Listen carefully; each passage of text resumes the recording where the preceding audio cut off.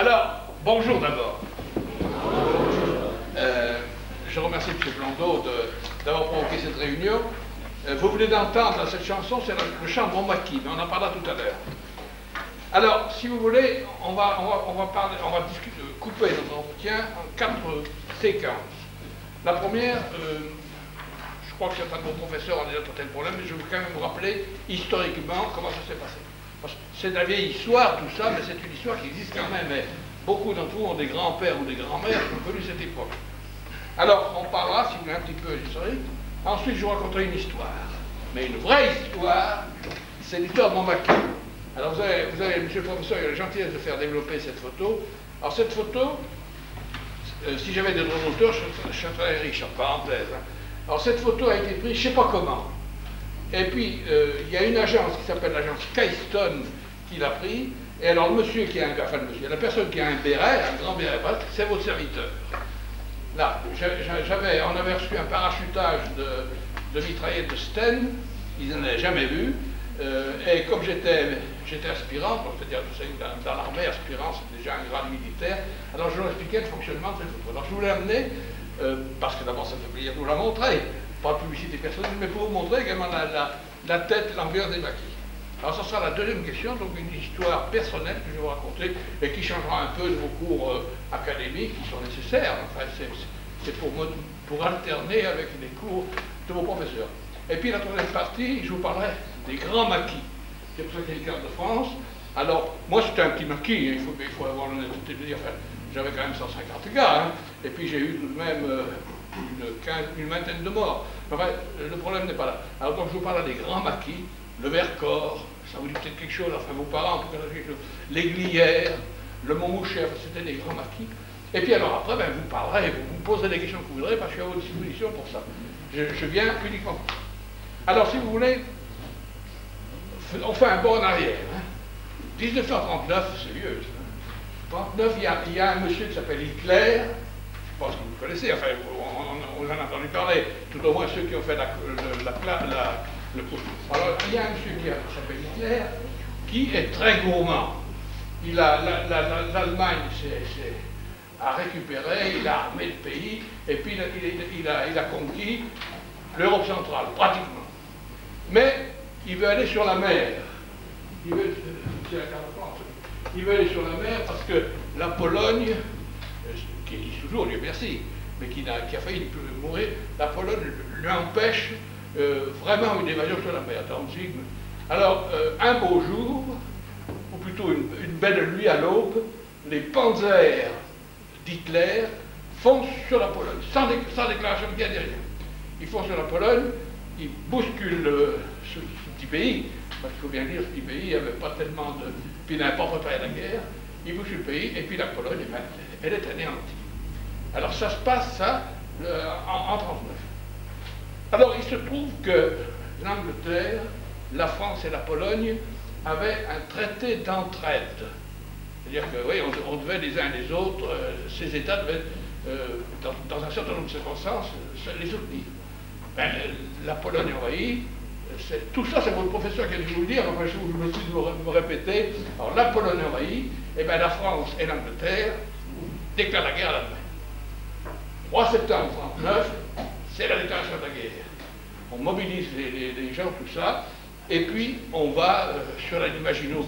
Vous ne savez pas que entre l'Allemagne et la France, il y avait un vieil antagonisme, bien sûr, et on avait construit une ligne de fortification qui existe toujours, qu'on visite, bien sûr, il n'y a plus des mitraillettes dedans, on va faire la visite, et cette ligne la ligne Maginot partait de la frontière suisse pour venir vers Sedan.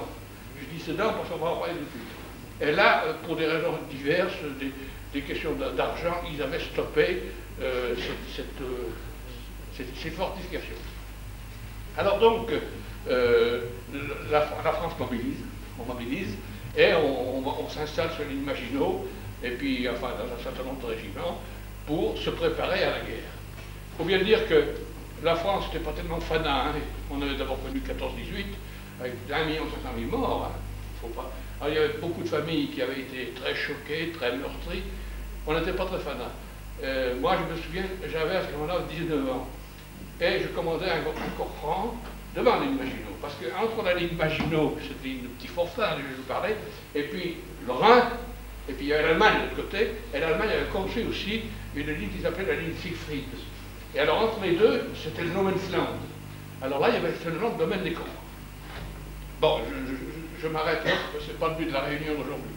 Et puis, tout le temps passe, la France s'endort un peu, puis le 10 mai 40, brusquement, ça démarre. Les panzers allemands débouchent Sedan. Je vous ai parlé de Sedan qui était à la jonction de la fin de la ligne Maginot et puis des défenses de la Hollande et de la Belgique. Les panzers déboulent, on se bat, je suis blessé personnellement, et puis, mais enfin, on a pu récupérer, on se bat et puis on recule. On recule, et puis c'est la marche triomphale des blindés sur la France. Bon, tout ça, ça nous amène fin mai, début juin, 40, et puis là, brusquement, le gouvernement, il y a un tas de problèmes, si bien que le gouvernement s'installe à Bordeaux, et puis il y a un général qui n'accepte pas de voir, à tort ou raison, qui n'accepte pas de voir que la France capitule. Parce que Bordeaux, c'est la capitulation. On fait venir un vieux maréchal qui je crois, a été une grande figure pendant la guerre. Enfin, on le fait venir, il s'appelle Maréchal Pétain. On lui confie la France, une France complètement meurtrie, vous savez, et il demande l'armistice. C'est-à-dire qu'il demande qu'on stoppe, qu'on arrête les frais. Puis il y a un général qui part en Angleterre, qui s'appelle De Gaulle, pas tellement connu, mais qui était un fervent disciple des chars, des blindés. Il avait d'ailleurs commandé, en parenthèse, pendant quelques jours, une division blindée qui s'était bien battue sur la ville. Donc ce général de Gaulle part avec son aide de camp à Londres. Ça, c'était le 17 juin. Le 17 juin, il y a donc l'appel du maréchal Pétain qui dit, Français, le cœur serré, il faut arrêter les combats, je veux faire l'armistice. Et le 18 juin, donc le lendemain, tout seul à Londres, je dis bien tout seul, puisqu'il avait une police, lui, il lance un appel à la résistance. Il dit, la guerre n'est pas finie, c'est pas vrai, il faut qu'on se batte, il faut qu'on continue. Alors voilà en gros, si vous voulez, le tableau que vous connaissez sans doute, mais enfin que je voulais vous resituer. Parce que tout va démarrer maintenant de ça. Alors, bon, ben ça y est, on signe l'armistice, l'Allemagne exige des conditions relativement draconiennes, la France est coupée en deux, enfin c'est tout un problème qui n'est pas encore une fois l'objet du coup. Mais l'appel du général de Gaulle n'a pas laissé tout le monde insignifiant, tout le monde attentiste. Il y a des gens qui ont réagi et puis qui en parlent à d'autres, du bouche à oreille, et là maintenant cette fois on entre dans le vif du sujet, qui dit mais il a peut-être raison, hein, il faut qu'on continue, on est peut-être battu en France, on peut peut-être se battre en Afrique du Nord, et l'appel qui s'appelle l'appel du 18 juin, dont vous avez entendu parler puisqu'on fait chaque élection, crée, si vous voulez, ce qu'on appelle la résistance. Parce que c'est cet appel et d'un certain nombre d'autres attitudes que la résistance. Alors, la résistance, c'est quoi? C'est d'abord des gens qui n'acceptent pas la situation. Mais pas accepter la situation quand il y a des Allemands partout, c'est pas évident. Hein. Et puis, j'ajoute qu'il y a même des Français qui prennent parti pour l'occupant et qui servent un peu de police. Alors tout ça fait que pendant un an ou deux, on est perplexe, on est inquiet, et puis les arrestations commencent. Les arrestations commencent, et même au Mont Valérien, peut-être chez vous, là-bas, il y a des rafales, hein, il y a des gens qu'on fusille. Alors tout ça fait que, tout doucement, il y a un sentiment qui se crée. Alors au début, il n'y avait pas beaucoup de monde, et puis peu à peu, ça s'évolue. Et alors, sur ce, les Allemands qui continuent à se battre, ils continuent à se battre. Vous savez, ça, on a dit, vous voulez se battre en Russie, enfin parce que Hitler, peu après, a voulu envahir la Russie, faire un peu ce que Napoléon a tenté de faire. Il se bat un peu partout, et il y a beaucoup de jeunes, beaucoup de ceux qui sont tués, qui sont invalides. Alors, décidément, Hitler fait appel à toute la jeunesse de France et d'ailleurs, et crée le service du travail obligatoire, le STU. C'est-à-dire que pour suppléer aux usines allemandes qui tournent mais qui n'ont plus personne, pour suppléer aux travaux, il faut qu'il ait du monde. Et alors, le monde, comme tous les gens, comme tous les jeunes se battent, eh bien, il dit il y a quelque chose, je vais prélever dans les pays. et on crée le service du travail obligatoire. Alors, j'ai autant vous dire que, alors attention, ça vous touchait pas encore, il fallait avoir, je crois que c'était 19 ans, je ne suis pas formel, dans ma fin de professeur, je saurais mieux. Enfin, ce SCO, c'est les jeunes qu'on embarque en Allemagne. C'est pas la déportation, attention, mais enfin, on les embarque en Allemagne par train complet, et on les met dans des usines pour remplacer les Allemands. Alors, il y a un certain nombre de jeunes qui acceptent, pour des raisons diverses, puis il y a un certain nombre de jeunes qui ne veulent pas partir. Ils ne veulent pas partir de l'autre côté du Rhin. Alors, c'est là que naissent les maquis. Et c'est là que commence mon histoire. Oui, alors vous voyez, vous situez le problème. Hein. La réaction de la France, ou tout le monde des Français, un certain nombre très peu de STO partent en Allemagne, et puis un certain nombre de jeunes ne veulent pas partir. Mais pas partir, c'est bien facile à dire, hein. Mais c'est l'époque où d'abord il y a une police allemande, une police française, où il y a des restrictions, car vous savez, vous ne savez pas que les restrictions des tickets d'alimentation existaient, c'est-à-dire qu'on donnait pas, on distribuait d'une façon très chiche le ravitaillement. Enfin, la France, c'était vraiment un pays écrasé. Hein. Alors, ces jeunes, s'ils ne travaillaient pas officiellement, ils étaient à pourchasser, il fallait bien que quelqu'un s'en occupe d'eux. Alors les braves gens, qui étaient de Paris par exemple, ne risquaient pas de garder dans leur cave leur fils. Il fallait donc que ces gens-là partent. Alors, où partir? Eh bien, il y avait quelque chose, il fallait partir dans les forêts, dans les bois, dans la montagne. Et, comme je vous l'ai dit tout à l'heure, c'est là que commence l'histoire des maquis. Alors là, maintenant, donc, je vous raconte une histoire personnelle. Pour le professeur, il a la gentillesse de vous donner une photo d'un gars en béret, là, qui explique le fonctionnement de la stèle. Alors, vous faites circuler au fur et à mesure des photos, là. Alors, si vous voulez, alors, j'étais à ce moment-là, j'avais été blessé, comme je vous l'ai dit tout à l'heure, en 40, et j'étais à Rouen. Oui, vous faites circuler comme ça, c'est juste à titre introspectif. C'est pour vous montrer les têtes des jeunes. J'étais à Rouen. À Rouen, je m'occupais d'un service qui était la Croix-Rouge. Et j'avais, alors ma mission, oui, parce que je faisais de la résistance. Je voulais vous dire qu'en rentrant de l'hôpital, je faisais partie de la résistance dans un réseau qui s'appelait Combat. Oui, vous la faites circuler. Alors je répète, la photo que je vous fais circuler, c'est le premier groupe de Rouen qui va créer un maquis. Alors je suis avec eux, là, j'arrive donc à Rouen et on me demande de m'occuper, de regrouper les jeunes pour éventuellement les récupérer, leur trouver des chemins pour aller au maquis, parce que Rouen, je ne sais pas si vous connaissez, enfin vous connaissez la Loire, il y a Saint-Étienne, et puis il y a une préfecture qui s'appelle Rouen. C'est une ville. Alors, vous savez, les jeunes avec lesquels je suis, c'est pas dans cette ville qui risque de... Alors donc, je suis chargé de les récupérer et puis de les amener dans la campagne. Un beau jour, un de mes responsables est arrêté. Il est arrêté, il a sur lui les papiers. Les papiers font que la police allemande trouve tout de suite l'endroit où sont ses parents, parce qu'il était jeune. Il avait 17 ans, un des 17 ans qui sont là, des garçons. J'avais des filles aussi, mais on n'en parlera pas des filles. Alors donc, la police arrive, on arrête le père qui va d'ailleurs mourir en déportation, on arrête une autre personne, et puis lui, il peut s'échapper. Il s'appelle Joe Motet, c'est le garçon qui est sur la photo, à droite, enfin, c'est le garçon qui est à droite, oui, ici, c'est ça, voilà. Il va finir, d'ailleurs, en parenthèse, comme lieutenant de choc. Alors, c'est le réseau, ça s'appelait un réseau. Je vous parlais tout à l'heure sur les réseaux. Les réseaux, c'était quoi? J'ouvre une parenthèse, mais il faut quand même, parce que j'emploie des mots qui me sont évidents, mais qui ne sont peut-être pas pour vous. Le réseau, c'était des groupes qui étaient constitués, et puis qui résistaient. Alors, ils résistaient comment? D'abord, j'ai oublié de vous dire, je m'excuse d'être confus, à Londres, il y avait, le général de Gaulle finalement avait créé une entité, il y avait tout un groupe, il y avait et alors il avait en particulier un service d'information, qui s'appelait la BCRA, et qui avait l'utilisation de la BBC. La BBC, vous savez, c'est comme maintenant, ça n'a pas changé en Angleterre, c'est la radio.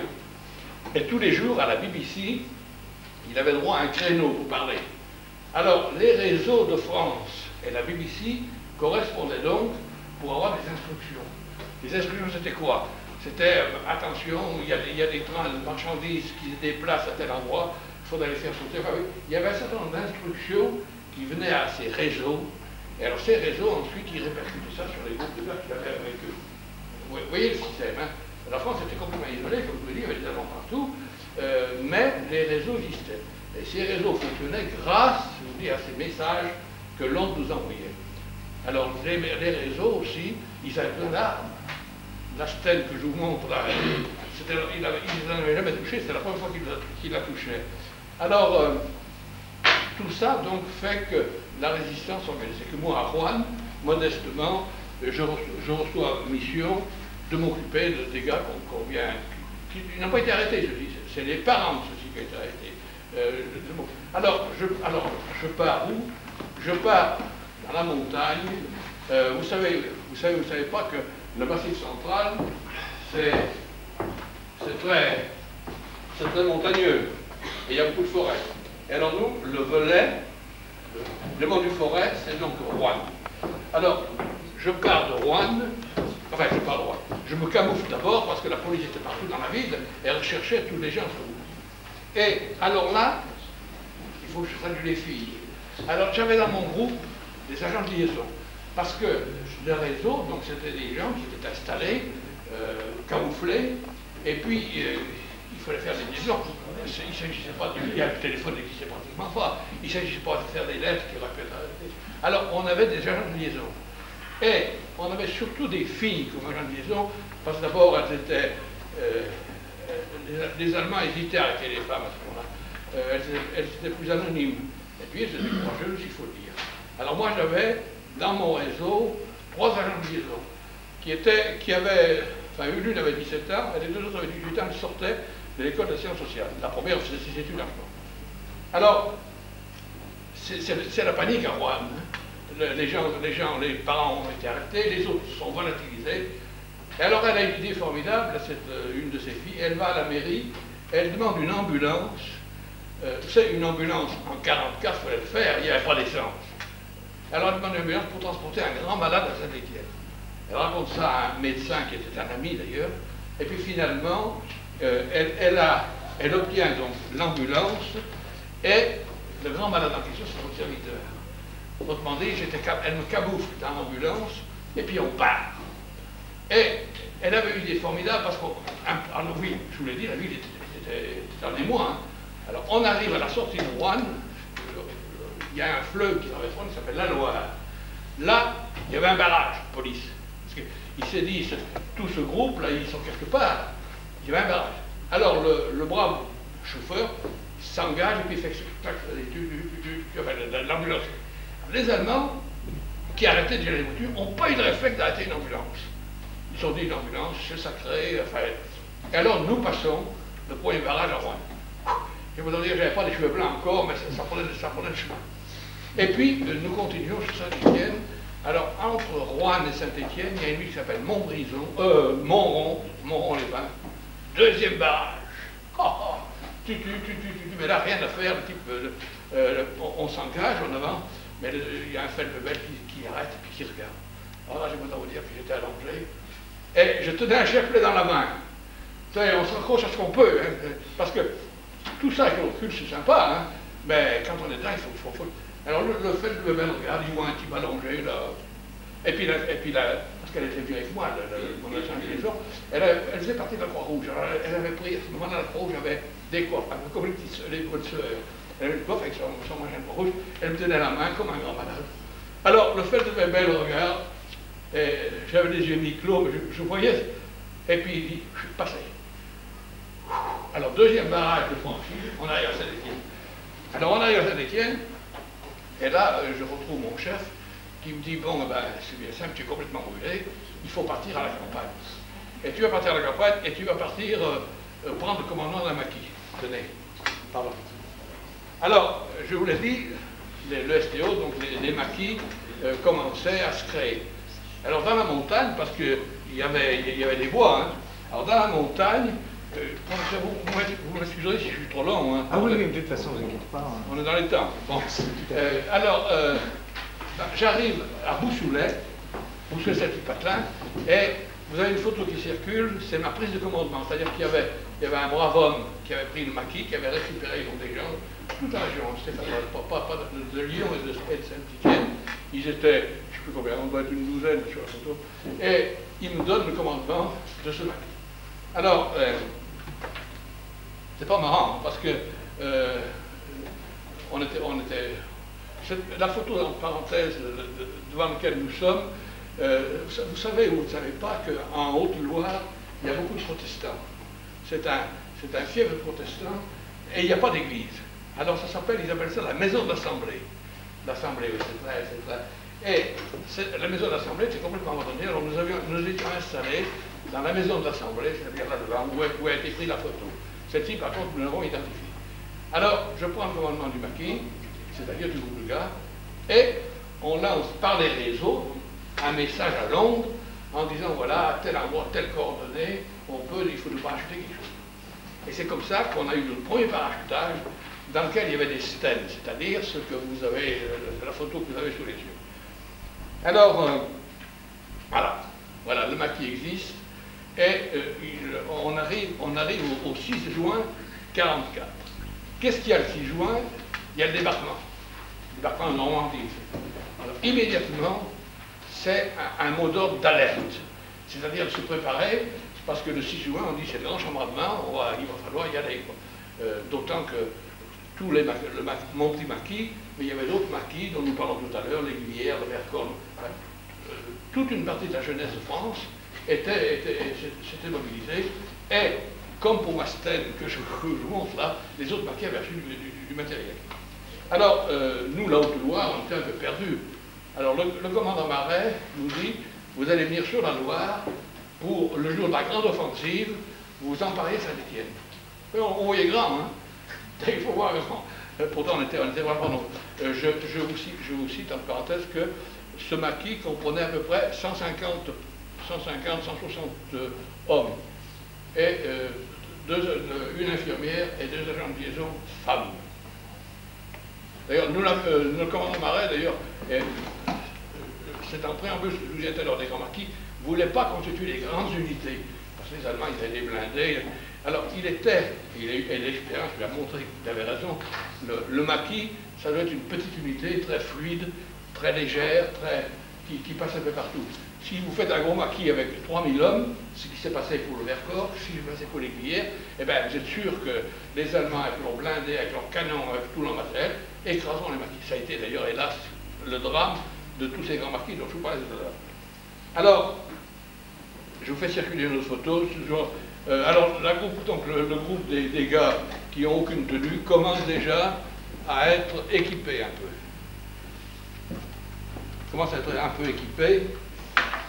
Alors, je vous signale pour la petite histoire que, comme je vous dis, on n'avait pas de téléphone. Il faut voir l'époque. Alors, il y avait une brave postière qui était... faites-moi qu'est-ce qu'il y a dans ce que je vous ai donné. Pardon. Oui, alors je ne suis pas là. Mais c'est toute béga. Alors là, j'ai un jossiste devant qui a 18 ans. Là, vous avez le gars qui est devant, là, Gilles Basset, 18 ans. Même pas, 17 ans. 17 ans, parce que, je dis 17 ans, je vais vous dire pourquoi. Mes deux maquisards les plus jeunes avaient 16 ans. Ils sont venus un jour avec... ils étaient scouts. Ils sont venus avec leur cape de scout. L'un avait une moto, pas une moto, un vélo moteur, et puis l'autre un avion. Et donc mes deux premiers maquisards avaient 16 ans et 17 ans. Et c'est beau, quoi. Et ils sont restés jusqu'au bout et ils sont battus comme des grands. Alors, je vous fais circuler un... Alors donc, il y avait pas... On n'avait aucune liaison, on était perdus là-haut dans le massif central. En dehors du parachutage qu'on avait eu, on n'avait rien. Alors, il y a une brave postière, je vous montre la photo. Alors là, je suis avec mon grand-mère, qui, elle, téléphonait. Elle risquait gros parce qu'elle risquait d'être arrêtée ou n'importe quoi.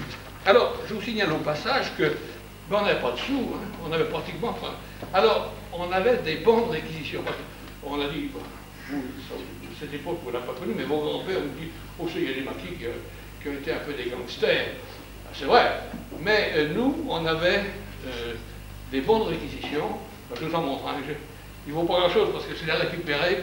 C'est-à-dire que quand on réquisitionne une vache, par exemple, ou un cochon, un porc, eh bien, on signait un bon de réquisition, et tous ces bons de réquisition ont été payés, après, on n'avait pas un sou, on ne risquait pas de les payer, mais ont été payés après la guerre, ont été remboursés aux gens. Parce qu'il fallait faire vivre. Hein. Moi, au début, on n'était pas 150 au début. Mais quand vous avez 150 garçons d'eau, il faut les nourrir, il faut les évacuer. Alors on avait un médecin, tout ça, mais on avait... Alors donc, voilà les fameux bons de... Bon, on aille sur la Loire. Alors, on aille sur la Loire, alors là, on commence à prendre de l'allure. Je vous envoie deux photos. Entre tout à l'heure les braves bouseux là, qui sont là. Voilà un peu ce que c'est devenu le maquis. Alors là, je suis au pied. Alors, ah oui, la Loire, notre première attitude, c'est de hisser les couleurs. Ça vous paraît maintenant la France, le civisme, un peu dépassé. Mais à cette époque-là, je me suis on se battait parce qu'on aimait la France. Hein. Et voilà deux photos qui vous donnent l'allure un peu des gars. C'est rigoureusement les mêmes. Hein. Enfin, vous pouvez voir qu'ils ont un peu changé d'allure, un peu changé de... Alors, bon, le bon maquis donc arrive sur la Loire, le 6 juin, pas le 6 juin, le 8 juin. Le débarquement a lieu, mais c'est pas évident. Hein. Ceux qui n'ont pas encore étudié la Deuxième Guerre mondiale le sauront. Les Américains, les Britanniques qui ont débarqué sur la côte normande, ils sont bagarrés longtemps pour arriver jusqu'à Paris ailleurs. On a piétiné, le débarquement n'a pas été aussi rapide qu'on le pensait.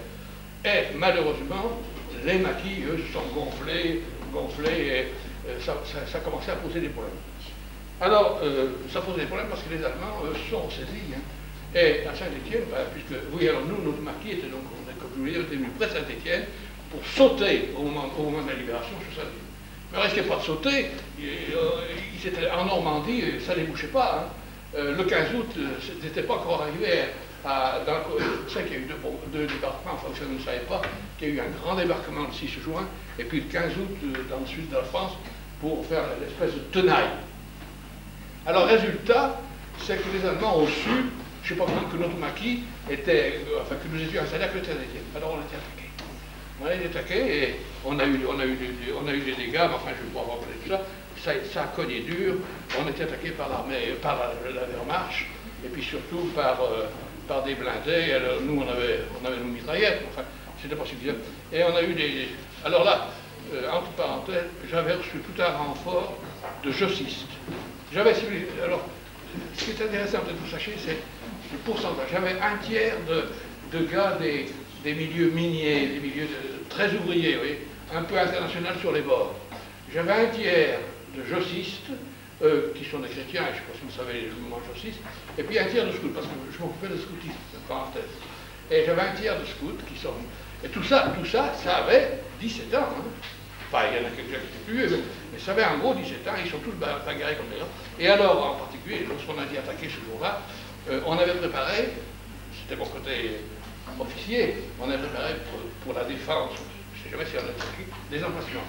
Eh bien, quand les Allemands ont attaqué, il y a un des gars là, qui a sauté à son emplacement, et son emplacement était comme par hasard sous le feu des Allemands. Alors, je le vois encore, il s'est envolé, parce qu'il a sauté par la fenêtre, dans une maison, oui, je voulais dire que le maquis était dans une maison, quand tu fermes à un moment donné. Il a sauté par la fenêtre, et je le vois encore ici, il s'est envolé comme un archange foudroyé, si vous voulez. Et puis il a été tué, écrasé de rafales, et il y a d'ailleurs une rue de Saint-Étienne qui porte son nom. Alors, bon, ça dérouillé dur, et puis, le temps passait, tout ça nous amène, si vous voulez, fin juillet, où là, ça va mal pour les Allemands. Hein. Ça va mal pour les Allemands, enfin fin juillet, je dirais même début août. Le débarquement sur la côte de Provence fait qu'ils se rendent compte qu'il y a une tenaille qui va enfermer tout le monde. Alors, ils commencent à refluer. Et nous, on reçoit l'ordre de foncer. Alors, je vous ai dit que j'étais donc près de Saint-Étienne, et ça c'est le département de la Loire, et dans la Haute-Loire, il y a la préfecture s'appelle Le Puy. Et au Puy, il y avait une garnison allemande avec un colonel. Alors on a reçu l'ordre, alors cette garnison allemande, ils l'ont replié comme le reste pour se regrouper sur la vallée du Rhône pour éviter la cyclone. Et alors ça a été la bagarre, Et mon maquis a fait prisonnier le colonel allemand et puis l'état-major des officiers. Et ça c'est triste à dire, mais dans l'équipe également, il y avait des miliciens. Alors les miliciens, c'est un terme nouveau pour ça d'info, les miliciens c'était des Français qui s'étaient rendus aux Allemands. Et qui étaient, alors on les a tous capturés. Alors vous avez là, je vous fais circuler la photo du colonel allemand qui est à gauche, il a un commandant à côté de lui, et puis des miliciens qu'on a fait prisonniers. Alors je dois vous dire que, je ne sais pas, mais enfin, les miliciens, je les ai expédiés, et je crois qu'ils ont été fusillés. Enfin, ça c'est une autre histoire, et ça ne me regarde pas. Alors, on a capturé la colonne, et voilà par exemple un des camions qu'on a capturé, c'était des jeunes hommes. Un camion avec son canon, parce que eux, ils avaient même des canons de campagne. On a capturé ça, et on était vainqueurs. Alors, vainqueurs sur la route, Saint-Étienne était libre. Alors, on rentre dans la ville de Saint-Étienne, ça se passait, vous voyez, mi-août, le débarquement 15 août, c'est ça, enfin, quelques jours près, quoi. Le débarquement Saint-Étienne. Tenez, voilà l'entrée dans Saint-Étienne, votre serviteur qui a son képi blanc. Alors, on rentre dans Saint-Étienne comme des grands, et on fonce sur la vallée du Rhône, parce que les Allemands faisaient sauter les ponts à Lyon. Et les Allemands se repliaient. Ça vous intéresse, hein, j'espère, non? Hein? Non, parce que je ne voudrais pas raconter ma vie. Les Allemands repliaient, mais à Lyon, ils faisaient sauter les ponts. J'essaie d'essayer de sauver les ponts, parce qu'un pont sauté, ça ne se pas comme ça. Alors, on fonce sur Lyon, et puis on réussit, enfin, je ne veux pas voir tout ça. Et puis de là, mais la guerre continuait, hein. Alors de là, on va sur les Alpes. Sur les Alpes, alors cette fois, on attaque le col de l'Arche. Le col de l'Arche, c'est deux photos sur... on attaque le col de l'Arche, parce que la guerre n'est toujours pas finie. Hein, bon, on a stoppé les gens sur Lyon, mais la guerre continue sur les Alpes. Alors là, on va sur les Alpes, on franchit le col de l'Arche, et on pénètre en Italie, où la guerre arrive. Le 8 mai 40, le 8 mai, enfin, vous savez ça. Alors voilà, si vous voulez, en gros, mon histoire. Mon histoire, c'est bien, je voulais vous la raconter parce que c'est assez évocateur. Alors, j'ai oublié une grosse lacune, et ça c'est, mesdemoiselles, je vous demande de m'excuser.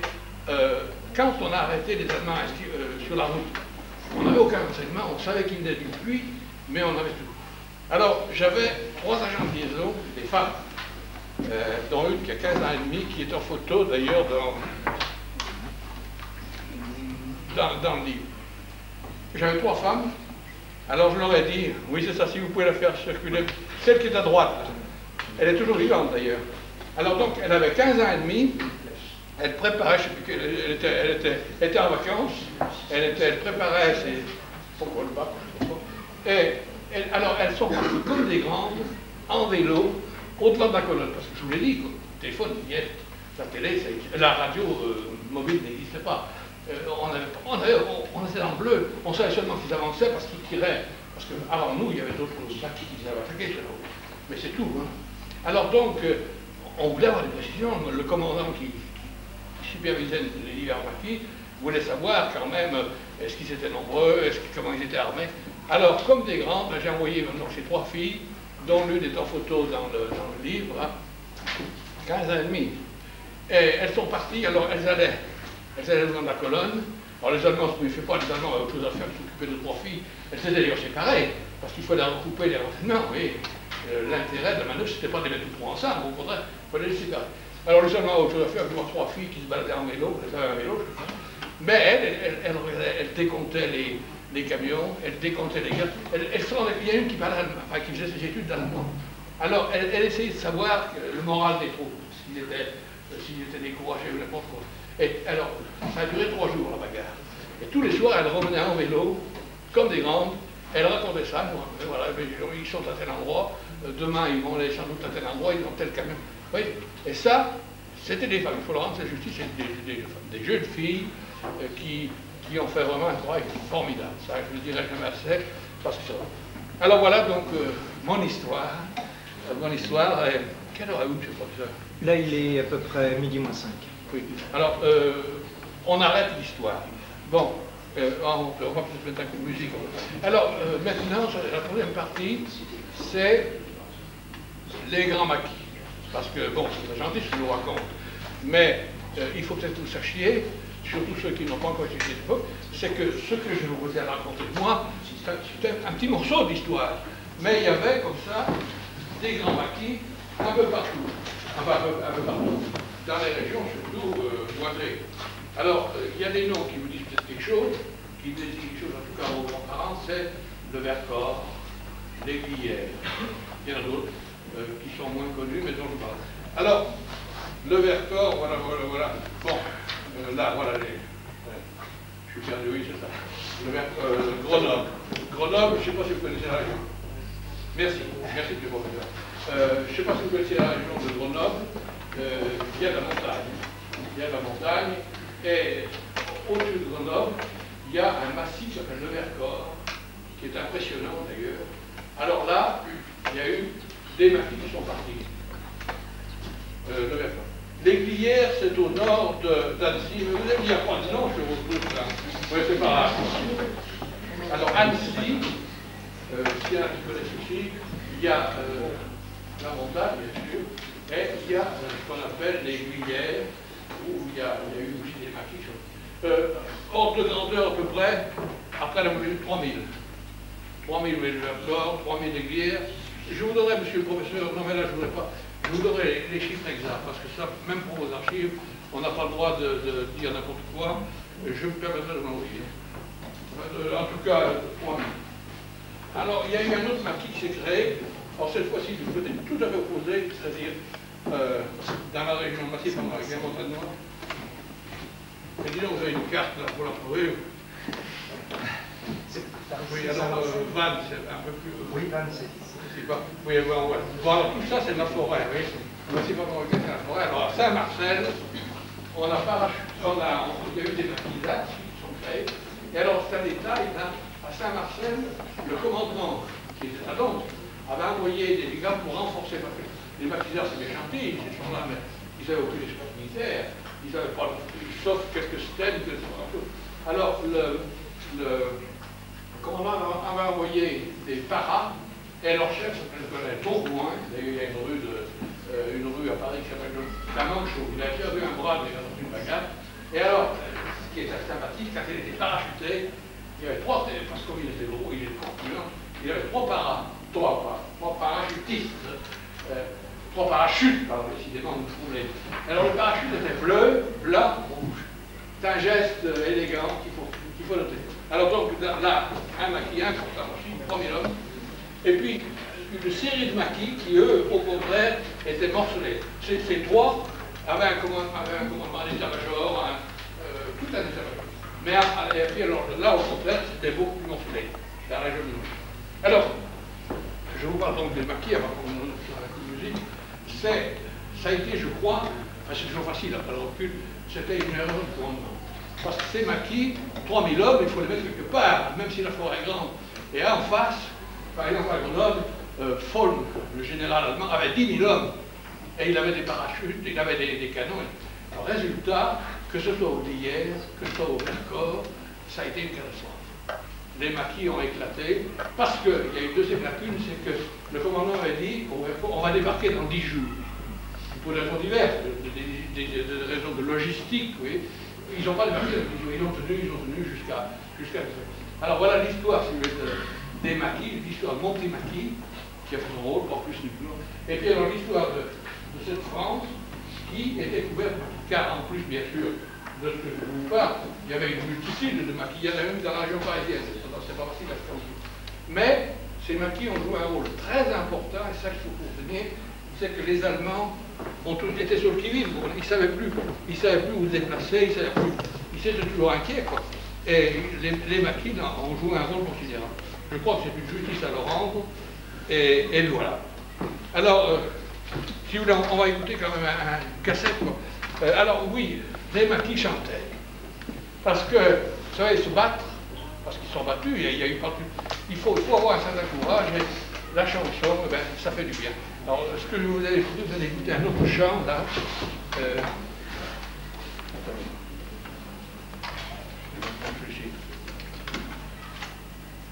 Alors, tous ces chants, c'est chanté par nos gars, hein.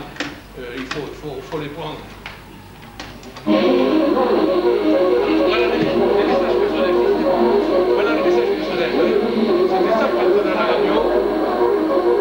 Alors, c'est déjà là,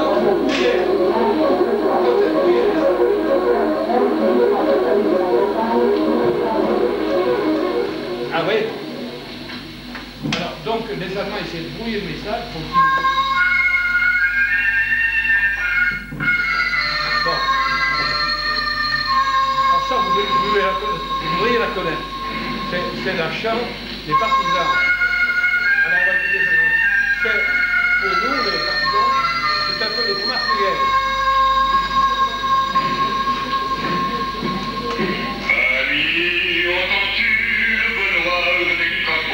Sur la plaine, amis, entends-tu les cris sourds du pays qu'on enchaîne, ouais, partisans, ouvriers et paysans, c'est l'alarme, demain l'ennemi connaîtra le prix du sang et des larmes.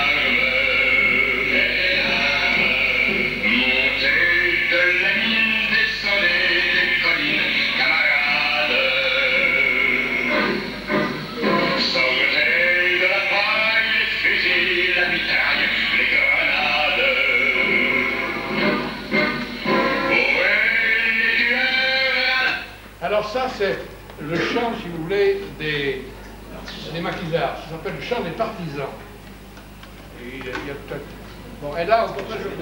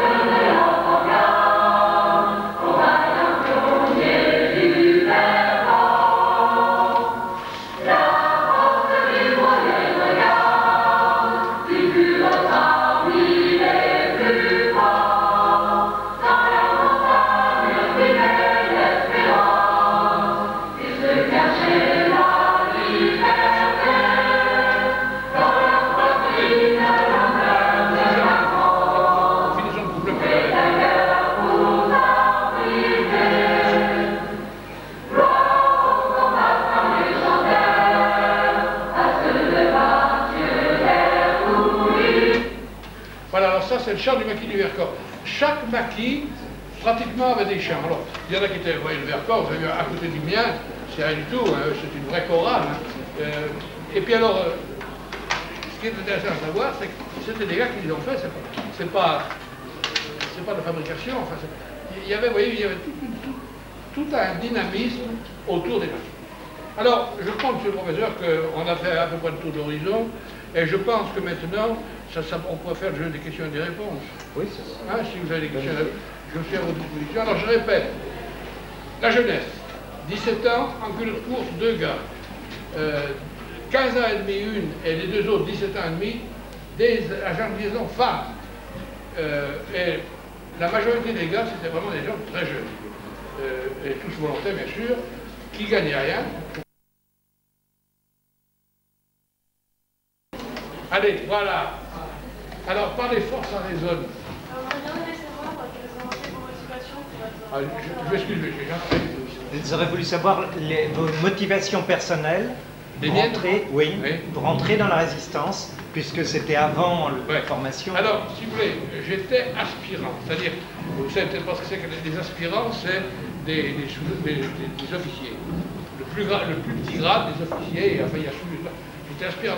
En fait, je voulais pas me destiner à l'armée. J'étais aspirant, mais je voulais surtout, je voulais surtout faire le professorat. C'était l'histoire qui m'intéresse. C'est amusant, ça. C'est l'histoire qui m'intéresse. Et puis, comme je vous l'ai dit tout à l'heure, j'ai commandé un corps franc et j'ai été grièvement blessé le 10 mai 40, c'est-à-dire le jour de l'offensive. Blessé, j'ai d'ailleurs une rafale derrière. Et j'ai réussi, enfin, ils ont réussi à me sortir. Je suis allé à Toulouse, où j'ai été, ça allait mieux. Alors, je suis rentré à Saint-Étienne, car mon régiment, je revenais à trouver mon régiment à Saint-Étienne. Et là, alors j'étais très fier parce que moi, j'avais eu la Croix de guerre. Je ne sais pas si vous savez que la Croix de guerre, c'est un témoignage qui fait que vous avez été bien, vous avez fait des choses formidables. Alors, j'étais arrivé à Saint-Étienne avec ma Croix de guerre, j'avais 19 ans, 19 ans et demi. Alors, je tombe sur un officier, là, qui s'appelle, je par la suite, alors il me dit, mais c'est bien, parce qu'on n'était pas tellement nombreux, entre parenthèses, en 39-40, à avoir été décorés. Alors il me dit, mais c'est bien, mais on se reverra, j'aurai besoin de vous. Et puis un beau jour, il m'envoie quelqu'un, et il me dit, vous savez, il faut qu'on se regroupe, ça ne peut pas durer, l'Allemagne, etc. Alors, il me dit, j'appartiens à un mouvement qui s'appelle Combat. Et le combat en question, c'était Freinet. Et Bertie Albrecht, comme dont je pensais que le nom existe quand même, comme le concours de la licence, quand vous allez chercher les pistes avec moi, Bertie Albrecht, c'était une grande résistance. Alors, Freinet et Bertie Albrecht avaient créé un mouvement de combat, comme il y a d'autres mouvements qui s'appelaient Franc-Tireur, l'IFTB, voyons. Alors, il me dit, j'appartiens au mouvement de combat, il faut que vous veniez avec nous. Et alors, bon, j'étais dubitatif, je dis, est-ce que je reste, est-ce que je retourne préparer ma licence à Lyon, mais j'ai été blessé, ça m'avait marqué, mes gars, parce que j'ai été blessé, mais j'ai eu 6 gars qui ont été tués autour de moi. Ça vous marque un peu quand les 6 gars qui sont tués à vos côtés. Bon. Alors, tant pis, j'ai dit, je vais aller à Ascon. Et là, ma motivation, donc, pour répondre à la question, je suis rentré à Combat parce que j'ai été sollicité par un capitaine, qui d'ailleurs en parenthèse a été tué comme colonel en Algérie, mais c'est une autre histoire, qui a été le grand chef, et c'est lui qui a été le grand chef à Estivareille et ailleurs. Voilà en gros ma motivation, c'est une motivation d'un jeune de 20 ans qui n'accepte pas que le pays soit... Parce que, je ne sais pas si vous avez vu des photos des fois d'oiseaux en particulier, de moineaux en particulier, où il y a toutes les rues de Paris, tout en allemand, tout ça, enfin moi ça faisait mal au cœur. Saint-Étienne c'était la même chose. Alors, moi j'étais français, sans plus que d'autres, mais pas moi. Puis alors mon père a fait Verdun et avait été grièvement blessé, il avait perdu la vue. Alors, il me cassait un peu les pieds, il faut bien que je le dise, parce qu'il me répétait toujours Verdun, ça me cassait un peu les pieds. Mais j'avais quand même beaucoup d'admiration pour mon père et je voulais un petit peu le venger, oui. Voilà en gros ma motivation. Pas du tout intellectuel, c'était beaucoup plus le cœur, oui, qui répond.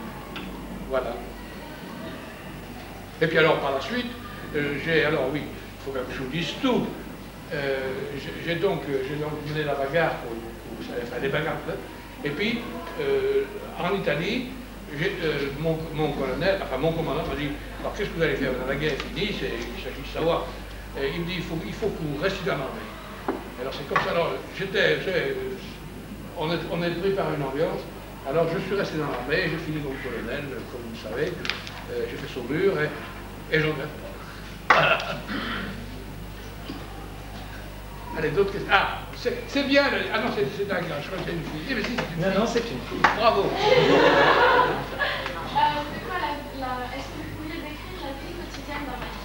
Comment? Oui, elle demande si vous pouvez décrire concrètement la vie quotidienne de tous les jours dans le maquis. Alors attendez, il est quelle heure d'abord? Il est midi 10. Bon, on a quoi, une demi-heure? On a, si on veut, jusqu'à 1 heure. Oui, non, mais ils ont faim. Bon, allez. Bon, alors, si vous voulez. Ça, les colonels, ils aiment bien commander, ils aiment rien faire. Alors, je vais vous lire une lettre, qui n'est pas de moi, bien sûr, d'un gars qui est arrivé au maquis. Il est sur la photo, d'ailleurs. Il s'appelle Maurice Patin. Alors, je vous lis ce qu'il m'avait envoyé, et ça répond aux questions rassurantes.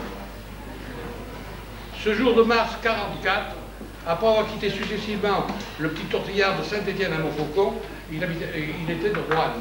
Il était venu à Saint-Étienne. Saint-Étienne, il avait pris donc un tortillard, Montfaucon, c'était dans la Haute-Loire. Puis le vieux car gazogène à Fourmourette, je marchais en direction d'Ourbe. Ourbe, c'est le patelin, la commune où était mon maquis.